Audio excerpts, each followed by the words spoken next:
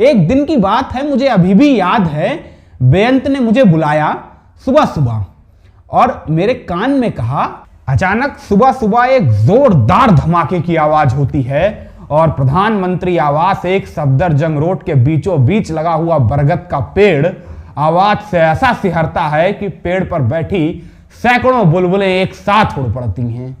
ये राहुल गांधी के द्वारा जलाए गए पटाखे की आवाज थी। चूंकि दिवाली गुजरे अभी महज एक हफ्ता बीता था, कैलेंडर में तारीख दर्ज थी 31 अक्टूबर 1984। सुबह 8:58 पर देश की प्रधानमंत्री इंदिरा गांधी अपने कमरे में अपनी खास ब्यूटिशियन के साथ तैयार हो रही थी। तैयार होना जरूरी इसलिए था क्योंकि सुबह 9:30 बजे से इंदिरा गांधी का एक साक्षात्कार तय किया गया था पीटर उस्तिनोव के साथ, जो वरिष्ठ पत्रकार थे और इंदिरा गांधी पर एक विशेष डॉक्यूमेंट्री तैयार कर रहे थे। इंदिरा के लिए यह रोज बेहद व्यस्त रहने वाला था, क्योंकि सुबह पीटर उस्तिनोव के साथ एक सत्र था, फिर दोपहर में ब्रिटेन के पूर्व प्रधानमंत्री जेम्स कैलाहन के साथ एक सत्र था और फिर शाम को राजकुमारी एना के साथ एक खास डिनर भी था। इंदिरा ने काले बॉर्डर वाली केसरिया साड़ी पहनी हुई थी, काले बॉर्डर से मिलते जुलते सैंडल और केसरिया साड़ी से मिलते जुलते हैंडबैग लिए हुए ठीक 9:17 के आसपास इंदिरा तैयार होकर अपने कमरे से बाहर निकलती हैं तो सचिव आर के धवन से कहती हैं, चलिए चलिए, पीटर साहब इंतजार कर रहे होंगे। पीटर इंदिरा के आवास पर नहीं, इंदिरा के बंगले यानी एक अकबर रोड पर इंदिरा का इंतजार कर रहे थे। इंदिरा के आवास एक सफदरजंग रोड और इंदिरा के दफ्तर एक अकबर रोड को जोड़ने के लिए इंदिरा के आवास से ही एक गलियारा था जिसे विकेट गेट कहा जाता था। इंदिरा तेज चाल से आर्य धवन के साथ विकेट गेट की ओर बढ़ती हैं। अचानक इंदिरा के बढ़ते हुए कदमों को थाम आर्य धवन पूछते हैं, मैडम, आज आपने अपनी बुलेट प्रूफ जैकेट नहीं पहनी है। दरअसल ऑपरेशन ब्लू स्टार के बाद मिलती हुई धमकियों के कारण इंदिरा गांधी हर रोज बुलेट प्रूफ जैकेट पहनकर ही अपने आवास से बाहर निकला करती थी, मगर उस रोज इंदिरा ने बुलेट प्रूफ जैकेट नहीं पहनी थी।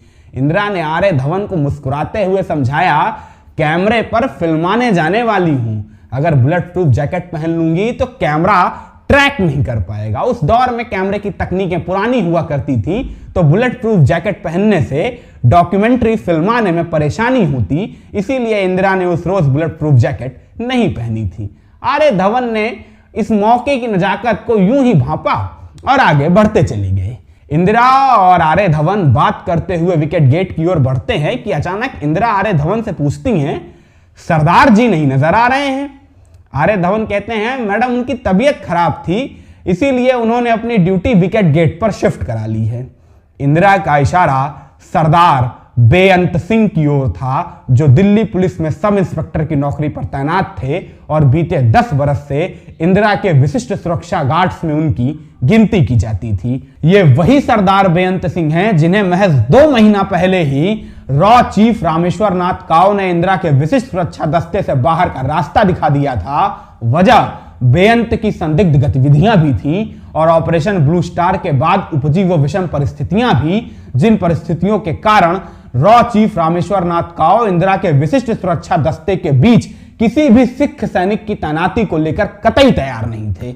मगर ये इंदिरा थी जिन्होंने जबरदस्ती रामेश्वर नाथ काव पे दबाव बनाकर बेअंत की दोबारा नियुक्ति कराई थी, क्योंकि इंदिरा का ऐसा मानना था कि अगर उनके विशिष्ट सुरक्षा दस्ते से इस कदर तमाम सिख सैनिकों को बाहर का रास्ता दिखा दिया जाएगा तो इससे समाज के भीतर ऐसा संदेश जाएगा कि इंदिरा को समूची सिख कौम पर अविश्वास है, जो राष्ट्र की अखंडता और इंदिरा की छवि दोनों के लिए सही नहीं है।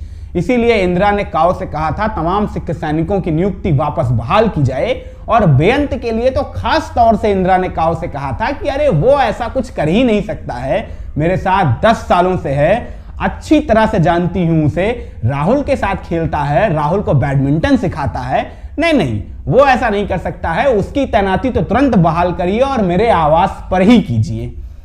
ये सरदार बेअंत थे जिनसे मुखातिब होते ही इंदिरा खुद नमस्ते कर लिया करती थी प्रधानमंत्री होते हुए। और उस रोज भी विकेट गेट के पास जो ही इंदिरा ने अपना पहला कदम बढ़ाया था, सामने सरदार बेअंत को खड़ा देख इंदिरा ने कहा, नमस्ते सरदार जी। मगर बेअंत ने तुरंत अपने कमर से 38 बोर की पिस्टल इंदिरा के सामने तान दी। इंदिरा पिस्टल सामने तना देख कुछ समझ ही नहीं पाई, भौचक रह गई। बरबस उनके मुंह से निकला, ये क्या कर रहे हो? और सेकंडों के भीतर 38 बोर की पिस्टल से सरदार बेअंत ने 5 गोलियां इंदिरा के सीने में उतार दी।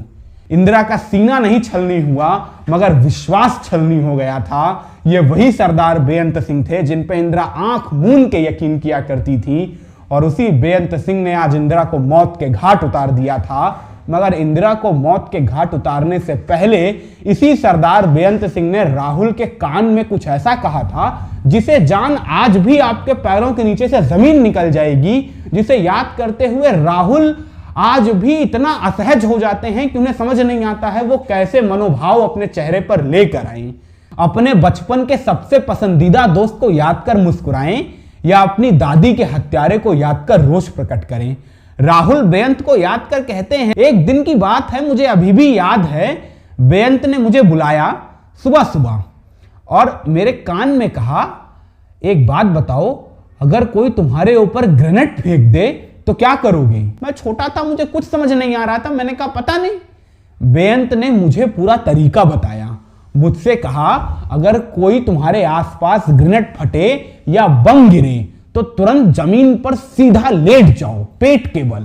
मुझे अभी भी बेअंत की शक्ल, बेअंत के शब्द याद हैं कि किस तरह उसने मुझे जमीन पर लेटकर सिखाया था। राहुल बताते हैं, मुझे बाद में जाके मालूम चला कि दरअसल पहले इंदिरा गांधी की हत्या की साजिश 31 अक्टूबर के लिए नहीं, 24 अक्टूबर के लिए रची गई थी, जब दिवाली के रोज पूरा परिवार पटाखों के जश्न में सराबोर होगा। तब बेअंत मौके का फायदा उठाकर दूर से इंदिरा को निशाना बनाकर इंदिरा पर ग्रेनेड से हमला करेगा और इंदिरा की ग्रेनेड के जरिए हत्या की जाएगी। ऐसे में राहुल को ज्यादा चोटें ना आए, बस इसी भावना से वशीभूत होकर उसने राहुल को ग्रेनेड हमले से बचने की तरकीब बताई थी।